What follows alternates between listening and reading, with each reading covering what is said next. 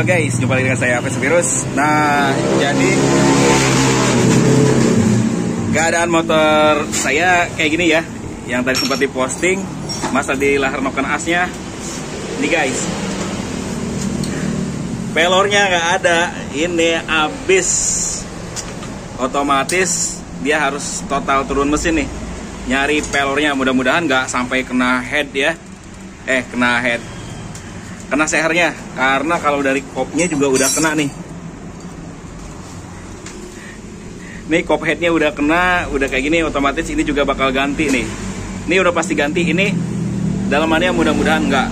Ini untungnya tadi nggak jauh dari bengkel teman nih di FM Garage sama Bang Firmannya. Kita lagi berusaha memperbaikinya nih. Otomatis ini motor bakal nginep, nggak bakal bisa dipakai dulu karena kita harus nyari patahan-patahannya dulu nih guys. Kalau udah kayak gini ya pastinya makan biaya mahal ya dari spare part pun, karena udah seperti ini udah bakal repot banget.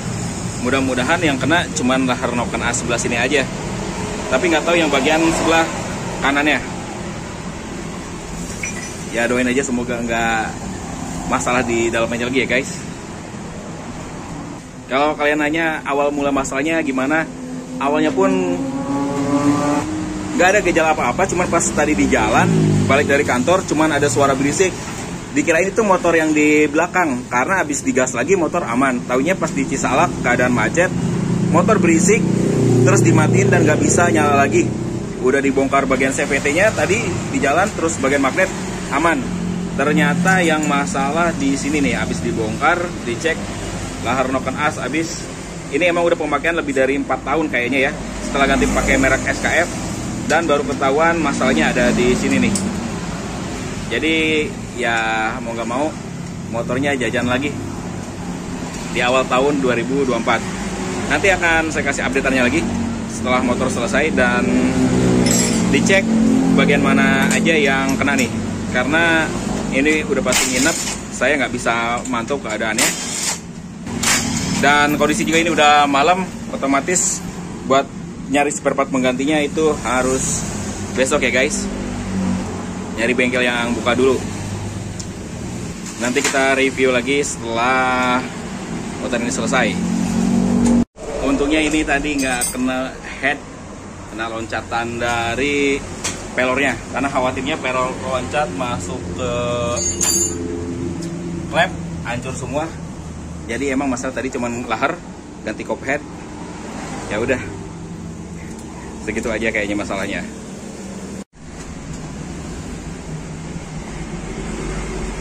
Laharnya kena dua-duanya, yang luar sama yang dalam. Yang dalamnya tuh rontok semua nih yang SKF. Baut-bautnya semua. Wah, ini udah pasti budgetnya lumayan. Pahit, awal tahun pahit. Aduh. Tinggal kita tunggu aja deh prosesnya semuanya sampai beres. Ini dia nih, mulai dapat belutnya. Serpian bearing. Hasil mancing ketiga dapat berapa ini? 1 2 3 4.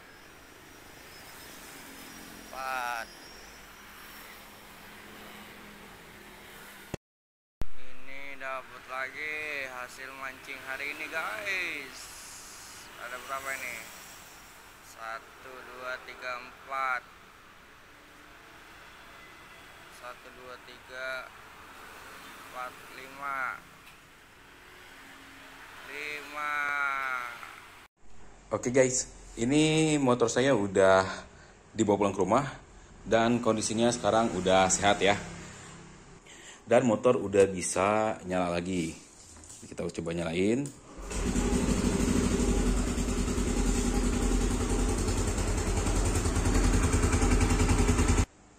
Nah, motornya udah nyala lagi ya guys. Dan malahan udah nggak timbul suara berisik. Dan yang sempat saya bahas di video sebelumnya ya, waktu saya pakai oli shell terus saya balik lagi ke Mavic, karena kan saya asumsinya ada masalah di oli dan saya coba ganti ke Mavic untuk memprediksi apa sih sebenarnya yang rusak di motor Yamaha Aerox saya, karena kemarin ada dugaan dari rocker arm yang bermasalah, terus bagian lahar fuel pump dan lain sebagainya. Ternyata setelah kejadian kemarin nih, si motor kan jebol lahar noken asnya. Nah baru ketahuan lah, ternyata selama ini yang terjadi di motor Yamaha Aerox saya yang bermasalah adalah lahar noken as. Untuk lahar noken asnya sendiri saya pakai yang merek SKF ya. Saya lupa tepatnya kapan ganti, tapi seingat saya antara 2019 atau 2020 itu saya ganti di Mas Andik ya. Otomatis itu udah sekitar lebih dari 3 tahun, bahkan mungkin 4 tahun si lahar noken as SKF luar dalam yang saya pakai. Dan kemarin kejadiannya juga gak disangka-sangka motor Yamaha Aerox saya itu sampai jebol. Akibat lahar noken as yang jebol nih, ada komponen yang harus diganti juga. Setelah kemarin motor saya jebol ya di lahar noken asnya. Ini dia guys, komponen yang harus diganti oleh saya. Dan ini nih yang bikin lama proses pengerjaan motor saya. Cover head yang kena nih. Nah ini dia nih, bagian yang kenanya di sebelah sini. Ini adalah apa ya namanya ya, tempat untuk solenoidnya. Dia sampai pecah seperti ini gara-gara loncatan dari pelornya. Dan pelor pecahan dari noken asnya itu dia masuk ke dalam mesin. Tapi sama si Bang Firman, mekanik dari FM Garage, udah diambilin pakai magnet, jumlahnya udah pas 15 pelor, sesuai dengan pelor yang ada di lahar besarnya. Nah untuk lahar yang kecilnya pun yang bagian dalam sebelah sini ya, dia juga hancur juga. Pokoknya emang bener-bener parah keadaannya. Untungnya yang aman itu posisi sehar, terus headnya ya, yang berhubungan dengan klep-klepan itu aman. Karena nggak ada loncatan pelor yang masuk ke situ. Pasti kalian bakal bertanya, awal mula kenapa kok bisa si lahar noken as ini sampai jebol. Nah kejadiannya seperti yang di video saya sebelumnya itu ya, ada suara berisik di motor Yamaha Aerox saya. Yang saya duga awal itu dari rocker arm dan dari rantai keteng, karena kan rantai keteng plus tensionernya udah pakai manual. Kemarin itu saya setting lagi, tekenin lagi si tensioner sampai dia benar-benar mentok dan nggak timbul suara lagi. Nih tensioner manualnya nih, ini yang jadi penyebab utamanya. Kira-kira ini nih, kita nyalain flashnya dulu ya. Nah sebelum kejadian si lahar noken as kemarin jebol itu, saya sempat setting lagi si tensioner manual. Dan oli pun saya ganti pakai Mavic, dengan harapan suara mesin itu nggak berisik. Tapi hasilnya nihil ya guys, suara mesin itu masih aja berisik. Saya sempat juga bongkar bagian CVT-nya, ternyata emang ada masalah ya. Di bosnya itu nyangkut dia, karena ngelewatin banjir. Bos pulinya nyangkut. Pokoknya kemarin itu motor bener-bener dapat masalah banget. Dan saya nggak sempet buat benahin karena akhir tahun kemarin benar-benar sibuk banget sama laporan-laporan. Akhirnya motor terbengkalai. Kita balik lagi ke kejadian pertamanya. Pada saat saya pulang kerja di daerah Pulau Mas, di lampu merahnya, tiba-tiba suara motor itu jadi berisik. Saya pikir mungkin si kipas pulinya itu dia kendor, karena emang dratnya lagi-lagi ya, lagi apes banget nih akhir tahun kemarin. Dras pulinya ini dia selek lagi.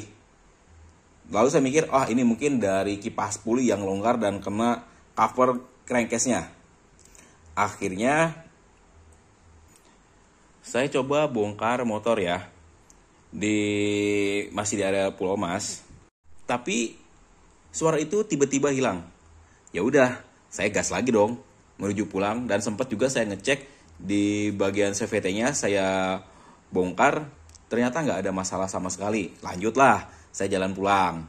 Nah, Ini agak mulai kerasa aneh itu pada saat kok VVA-nya itu kebuka di angka 50 km per jam. Lebih cepat kebuka.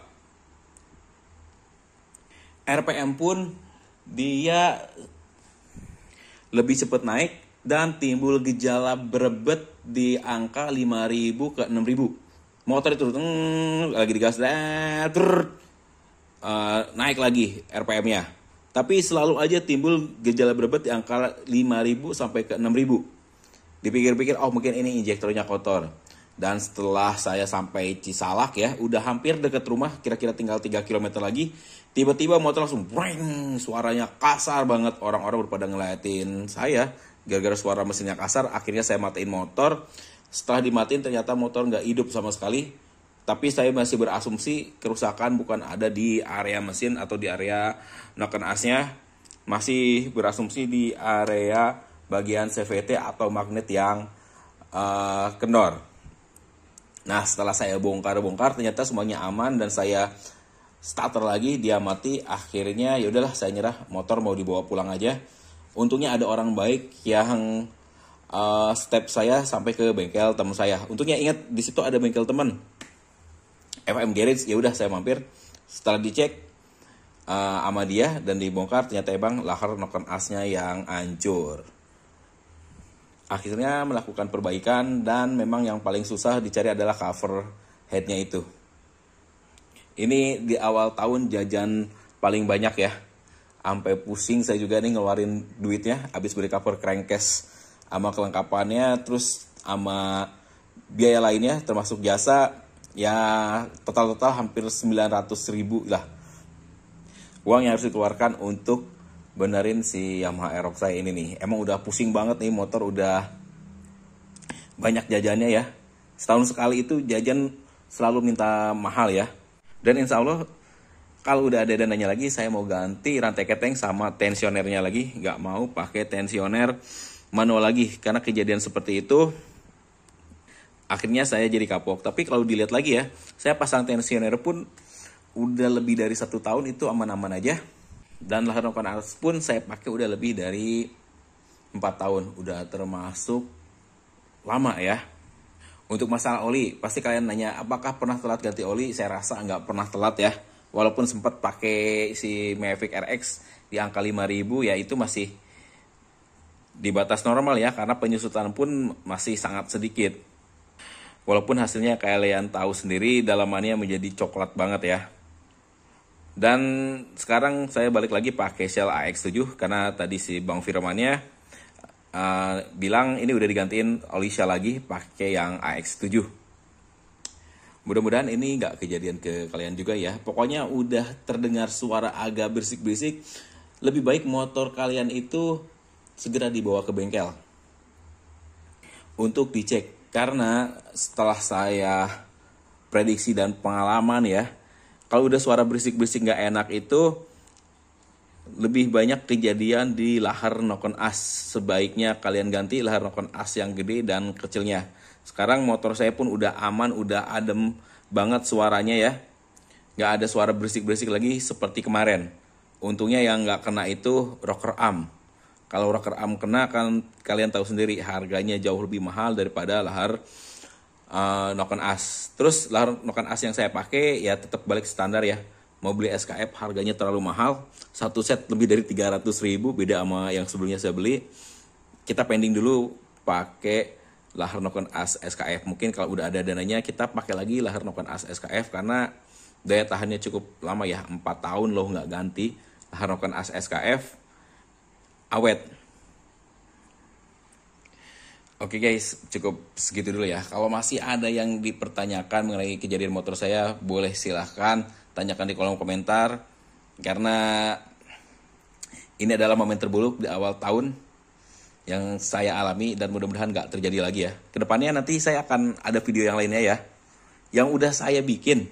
Cuman belum sempat saya upload, masih awal tahun, ada kerjaan baru, masih agak sibuk. Nanti saya juga mau ganti nih si ampas gandanya, udah ganti, udah beli yang merek FCC. Nanti kita bandingin dan kita uji coba juga. Termasuk permasalahan-permasalahan di motor yang lainnya ya. yang udah ada videonya cuman belum sempat saya bikin. Mudah-mudahan masih sempat saya bikin ya, sebelum saya kembali sibuk dengan pekerjaan. Oke guys, segitu dulu video kali ini. Kurang dan lebihnya saya mohon maaf, dan sampai jumpa lagi di video saya selanjutnya.